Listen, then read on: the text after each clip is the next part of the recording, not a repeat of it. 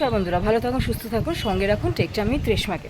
আজ হচ্ছে 5ই সেপ্টেম্বর, আর ঠিক একদিন পরে সারা দেশ জুড়ে কিন্তু পালিত হতে চলেছে গণপতি উৎসব।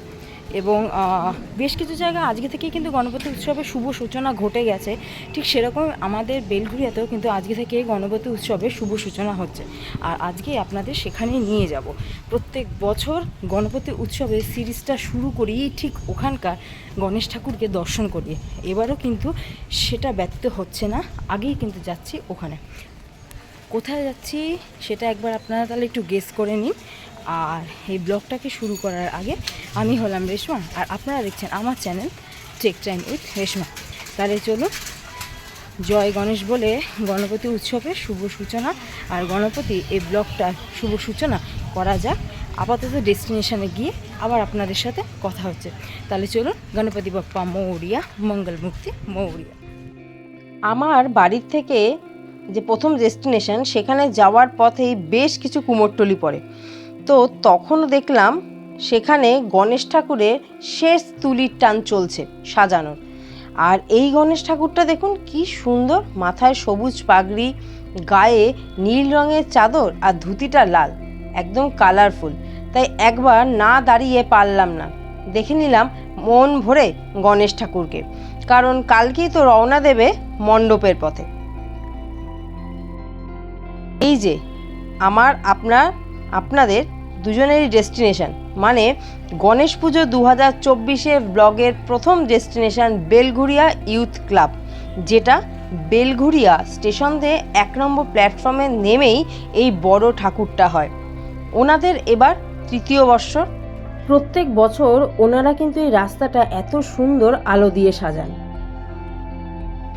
যদিও গিয়ে দেখলাম তখনও উদ্বোধন হয়নি, আর গণপতি বাপ্পার যে মূর্তি সেটাও কিন্তু উন্মোচিত করা হয়নি, তাই তখন বন্ধই ছিল।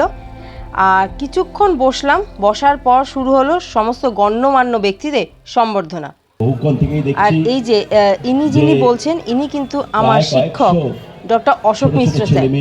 উনি কিন্তু খুব সুন্দর বলছিলেন এই উৎসবের ব্যাপারটাকে নিয়ে। সর্বভারতীয় যোগ রয়েছে, তোমরা এসেছো গণপতির কাছে।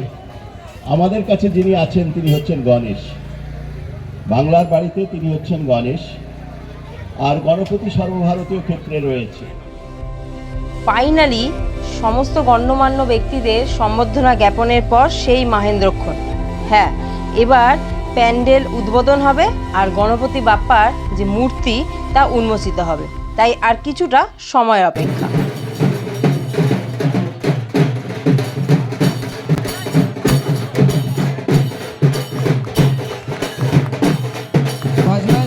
তাদেরকে বলবো সামনের দিকে আসার জন্য, ভলেন্টিয়ারকে বলবো বাজনা যারা আছে তাদেরকে সামনের দিকে নিয়ে আসার জন্য, ভলেন্টিয়ার যারা আছে তাদের।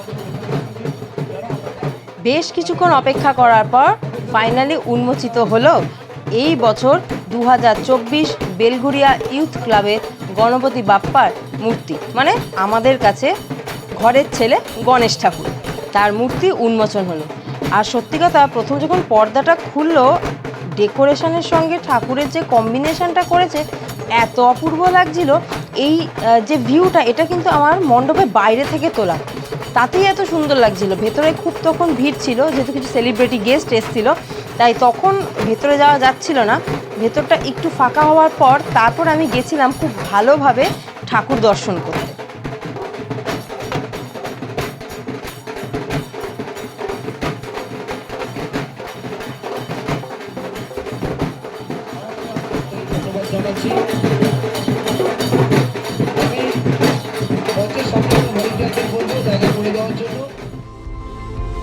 এইবার হলো মণ্ডপ সজ্জা আর ঠাকুরকে দেখার পালা। মণ্ডপে ঢুকেই প্রথমেই যেটা নজর কাড়লো সেটা তো অবশ্যই গণেশ ঠাকুরের মূর্তি, কিন্তু তারপর হচ্ছে এই আলোর ঝাড়টা। প্রত্যেক বছর ওনারা কিন্তু এত সুন্দর এই আলোর কাজগুলো করে থাকে, দারুণ লাগে। চলুন, এটা তো দেখবই, আগে কিন্তু দেখি যার জন্য আসা সেই গণেশ ঠাকুর। দূর থেকে তুলেছিলাম এই ছবিটা, দাঁড়ান এবার সামনে নিয়ে গিয়ে আপনাদের ভালোভাবে গণেশ ঠাকুরকে দেখাচ্ছি।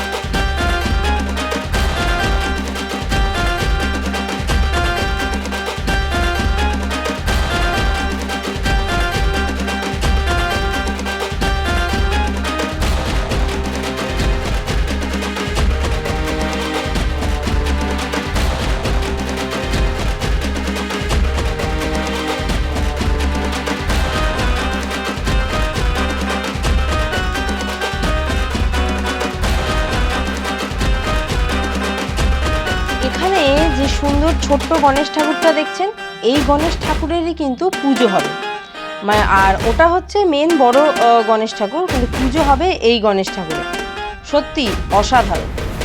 আসলে চতুর্দিকে যে পরিমাণ অশান্তি চলছে আমাদের কলকাতাতে, গণেশ ঠাকুর তো বিঘ্ন বিনাশক, বলে যে সমস্ত কিছু শুভ কাজ শুরু হয় ওনার পুজো দিয়ে, সব বিঘ্ন কাটে ওনার নামে।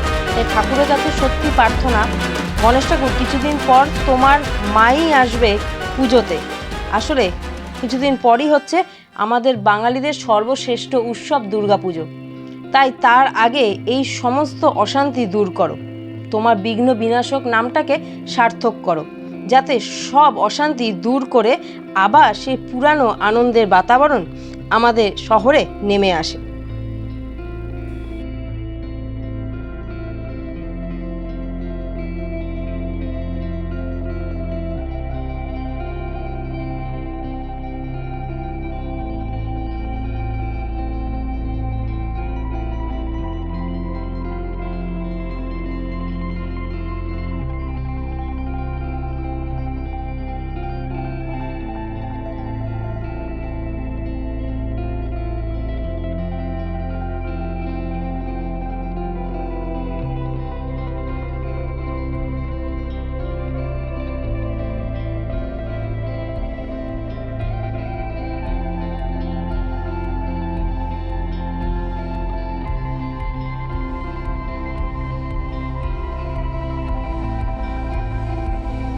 ঠাকুর দেখা, মণ্ডপ সজ্জা সমস্ত পালা তো শেষ, এইবার শুরু হলো সাংস্কৃতিক সন্ধ্যা। না, তখন সন্ধ্যা বলাটা ঠিক হবে না, সাংস্কৃতিক রাত্রি, কারণ প্রায় তখন 9টার মতন বাজে। আসলে অনেকটাই লেট হয়ে গেছিলো, পরপর প্রচুর অনুষ্ঠান ছিল, কিন্তু আর অতক্ষণ আমি দাঁড়াতে পারিনি।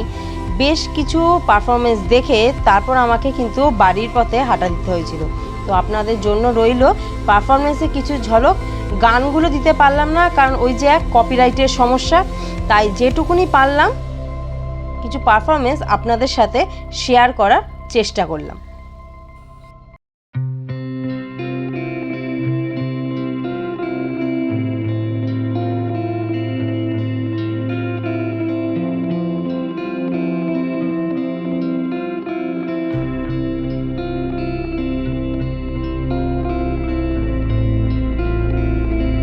বলা যায় একদম একটা গ্র্যান্ড ওপেনিং গণপতি উৎসবের হলো, দুর্দান্ত লাগলো। আর ঠাকুর তো জাস্ট বলার বাইরে, প্রত্যেক বছরই কিন্তু এই বেলঘুরিয়া ইউথ ক্লাব প্রত্যেক বছর খুব সুন্দর করে ওনারা কিন্তু এই গণপতি উৎসবটা করে।